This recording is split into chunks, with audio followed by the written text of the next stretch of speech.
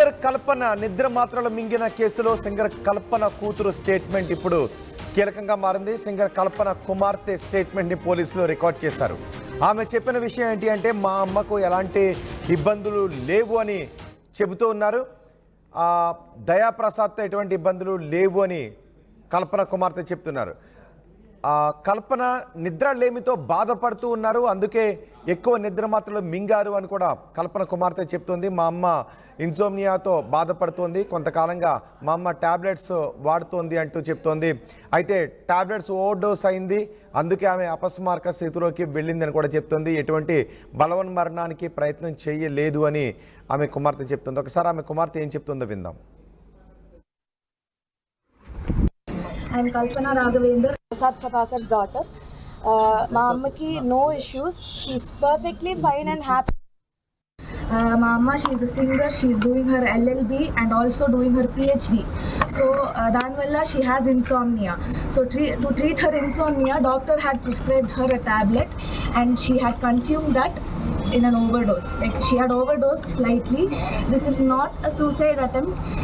It's just a slight overdose because of stress, in like general life stress. Please do not manipulate any information. Our family is perfectly fine. My mom and dad are very much happy. I am happy. Everybody is perfectly fine in my family. Please manipulate cheyodu. Everything is perfect, and my mom, she'll be back in a few days. So thank you, that's all I have to say. This is not a suicide attempt.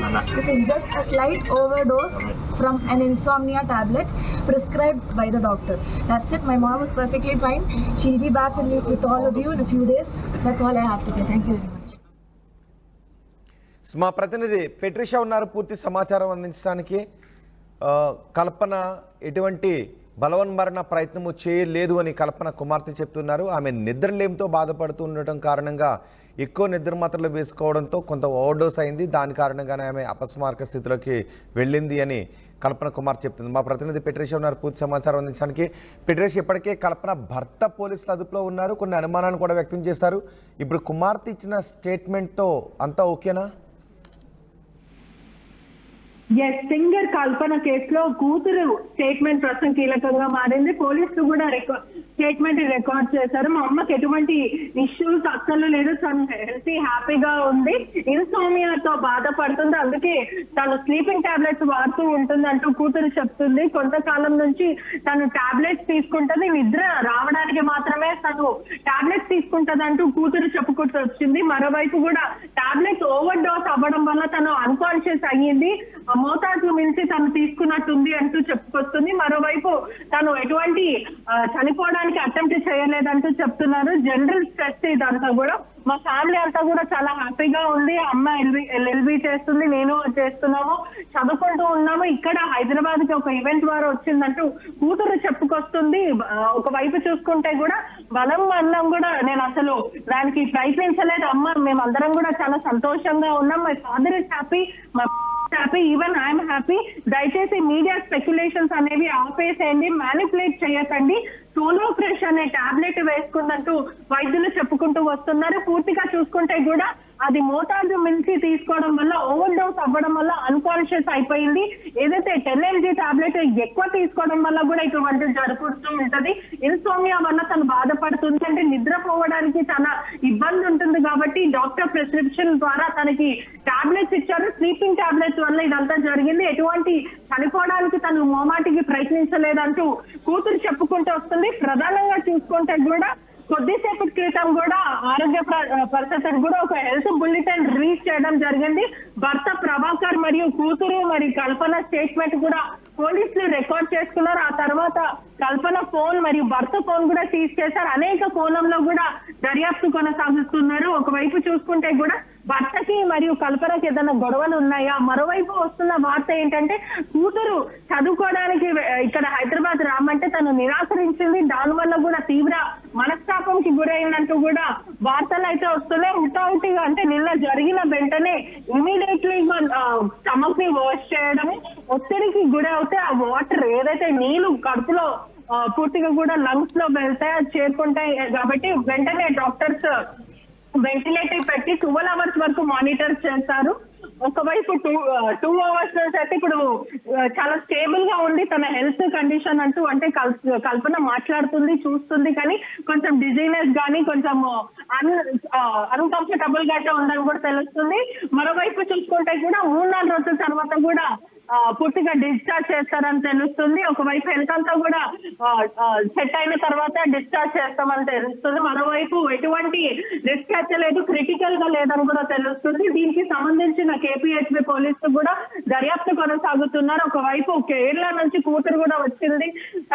Singer కార్నీయాతో పాటు కొంతమంది singers కూతురు కూడా కల్పన దగ్గర ఉన్నారని కూడా తెలుస్తుంది. నిన్న కేరళ నుంచి 12:30, 1 o'clock ఆ టైంకి కేరళ నుంచి హైదరాబాద్ కి వచ్చింది. ఒక ప్రైవేట్ ప్రోగ్రామ్స్ ఉన్నా, ఒకవైపు తను లా కూడా ఇక్కడనే చేస్తుంది కాబట్టి ఆన్లైన్ నోట్స్ వెళ్తూ ఉంటదని కూడా తెలుస్తుంది. ఒకవైపు పెద్ద కూతుర్ని మాత్రము తను చదువుకోవడానికి హైదరాబాద్ కి రావాలి అంటూ కల్పన నిన్న నైట్ మాట్లాడిందంటూ కూడా సమాచారం వస్తుంది. బిగ్ అప్డేట్ అందుతుంది. మళ్ళీ నేను మీ దగ్గరికి వస్తాను.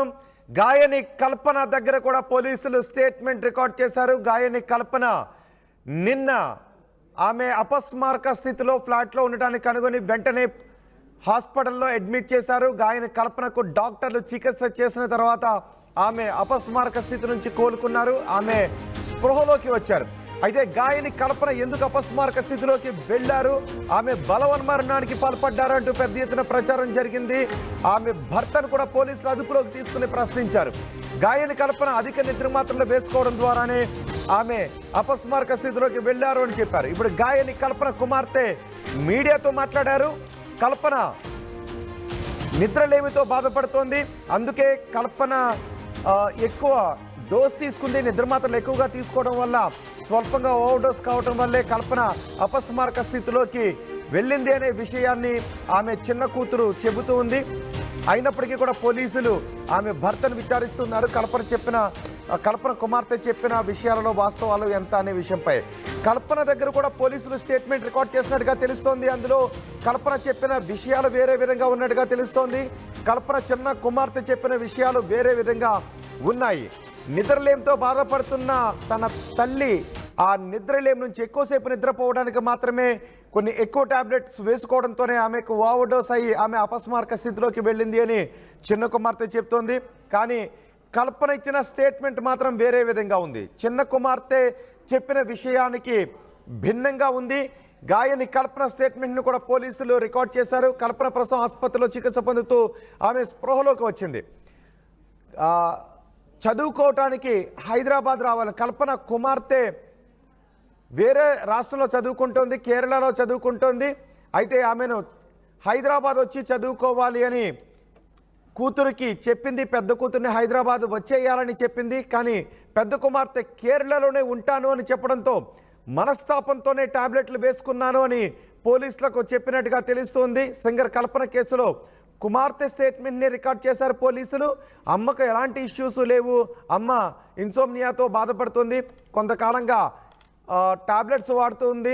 అయితే ఇప్పుడు ఆ టాబ్లెట్స్ ఓవర్ డోస్ కావటం వల్ల ఆమె అపస్మారక స్థితిలోకి వెళ్ళింది.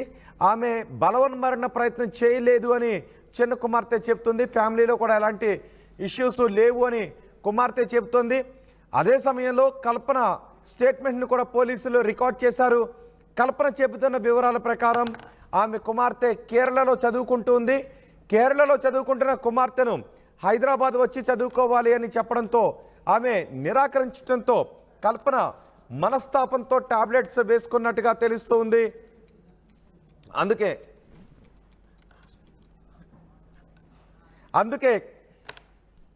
కల్పన బలవన్మరణానికి పాల్పడిందని మొదట అనుకున్నారు. కానీ ఆమె బలవన్మరణానికి పాల్పడలేదు అని తెలుస్తుంది. ఆమె పెద్ద కుమార్తె కేరళ నుంచి హైదరాబాద్కు వచ్చి చదువుకోవాలి అని చెప్పడంతోనే, ఆమె హైదరాబాద్కి రాను అని చెప్పడంతోనే ఆమె మనస్తాపానికి గురై టాబ్లెట్స్ వేసుకున్నట్టుగా తెలుస్తుంది. దీనిపై మరింత సమాచారం మా ప్రతినిధి రవిచంద్ర అందిస్తారు. రవిచంద్ర, కల్పన కుమార్తె చిన్న కుమార్తె ఇచ్చిన స్టేట్మెంట్ ఒక రకంగా ఉంది, కానీ కల్పన ఇచ్చిన స్టేట్మెంట్ మరో రకంగా ఉంది. ఎవరి స్టేట్మెంట్ నిజం అనుకోవాలి?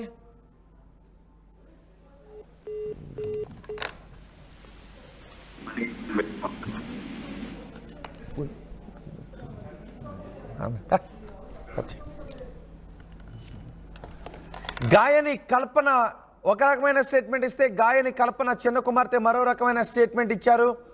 గాయని కల్పన చెప్పిన స్టేట్మెంట్లో తన కుమార్తె కేరళ నుంచి చదువుకోవడానికి రాకపోవడంతోనే మనస్తాపానికి గురై టాబ్లెట్స్ వేసుకున్నాను అని కల్పన చెప్తోంది. కానీ నిద్రలేమితో బాధపడుతున్న తన తల్లి ఓవర్డోస్ కారణంగానే అపస్మారక స్థితిలోకి వెళ్ళిందని కల్పన కుమార్ చెప్తోంది.